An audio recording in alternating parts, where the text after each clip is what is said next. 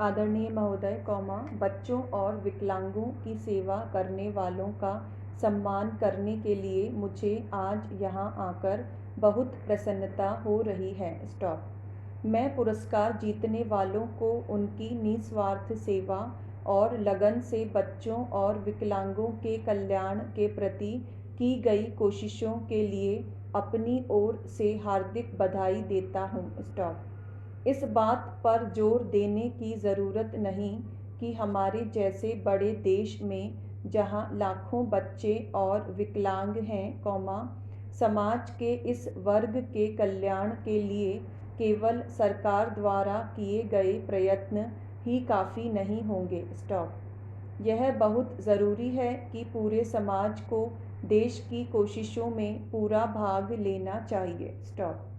यह दान के तौर पर नहीं किया जाना चाहिए, बल्कि इसीलिए कि यह हमारी जिम्मेदारी है कि आज के बच्चे अपनी शारीरिक कमज़ोरियों के बावजूद कल के जिम्मेदार नागरिक बन सकें। स्टॉप। इस संबंध में स्वयंसेवी संस्थाओं द्वारा निष्ठापूर्वक किए जा रहे काम की सराहना करनी होगी। स्टॉप। यह सभी जानते हैं कि हमारा देश बच्चों के कल्याण में पूरी दिलचस्पी ले रहा है। स्टॉप। वास्तव में उनके कल्याण की जिम्मेदारी को हमारे संविधान में विशेष स्थान दिया गया है। भारत उन थोड़े से देशों में से है, जिन्होंने बच्चों के लिए समुचित राष्ट्रीय नीति अपनाई है। स्टॉप। राष्ट्रीय नीति यह घोषणा करती है कि बच्चे हमारी सबसे महत्वपूर्ण संपदा हैं, जिनका पालन पोषण और विकास राष्ट्र की जिम्मेदारी है। स्टॉप। इस नीति का उद्देश्य बच्चों की सेहत, पौष्टिक खुराक, शिक्षा और बच्चों के संपूर्ण विकास संबंधी सेवाओं के दायरे का विस्तार करते रहना है। स्टॉप। ऐसी नीति बच्चों की गर्भावस्था तथा जन्मोपरांत के समय में पर्याप्त पौष्टिक आहार तथा स्वास्थ्य संबंधी देखभाल उपलब्ध करके बच्चों को विकलांग होने से बचाने में सहायता करता है। स्टॉप। Para change.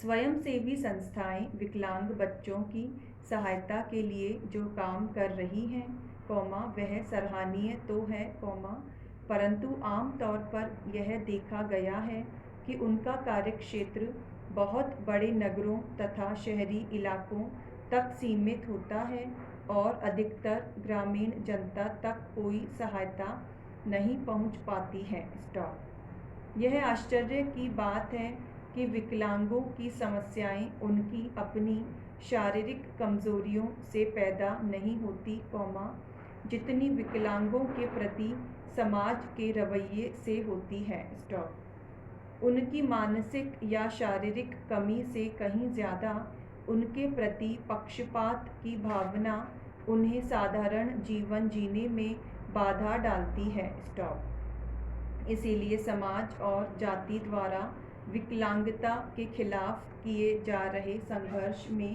पहला कदम यह है कि परिवार में विकलांगों को सामाजिक और भावनात्मक स्नेह प्राप्त हो। स्टॉप। मुझे आशा है कि स्वयंसेवी संस्थाएं समाज के इन वर्गों की शारीरिक और आर्थिक सहायता के साथ साथ सामाजिक पक्षपातों को समाप्त करने के लिए भी काम कर रही है। स्टॉप। यह जानकर बहुत खुशी होती है कि बहुत से प्रसिद्ध सामाजिक कार्यकर्ता और स्वयंसेवी संस्थाएं इस सराहनीय काम में लगी हुई है और वह हमारे बच्चों और विकलांग भाइयों के प्रति प्रेम और सहानुभूति की भावना रखती है। स्टॉप। Para change.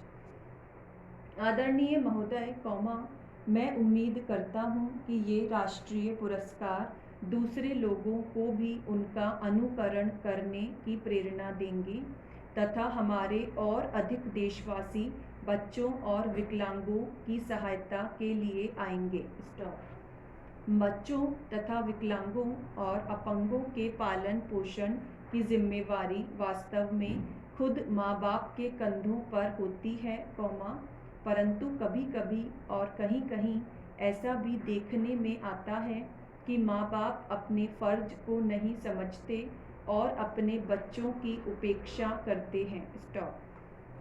तो ऐसा गलत काम करने वालों को सज़ा देने का कोई कानून नहीं है, मैं महसूस करता हूँ कि हमें समाज में ऐसी नैतिक शक्ति का विकास करना चाहिए, जिससे माँ बाप अपने बच्चों के प्रति उचित व्यवहार करें। स्टॉप। अगर माँ बाप ही अपने कर्तव्य का पालन करना छोड़ देंगे, तो बच्चों को माता पिता का प्यार कहाँ से मिलेगा। स्टॉप। सरकार और स्वयंसेवी संस्थाओं की कोशिशों का महत्व तो माता पिता के कर्तव्य के बाद आता है और केवल बच्चों को अच्छे नागरिक बनाने के प्रयत्नों में माता पिता की सहायता मात्र होता है। स्टॉप। अंत में मैं आपसे अनुरोध करूंगा कि आप नई लगन के साथ बच्चों और विकलांगों के कल्याण के काम में लग जाएं। स्टॉप। मैं समाज कल्याण मंत्री को मुझे इस समारोह में आमंत्रित करने के लिए धन्यवाद देता हूँ। स्टॉप। Para change.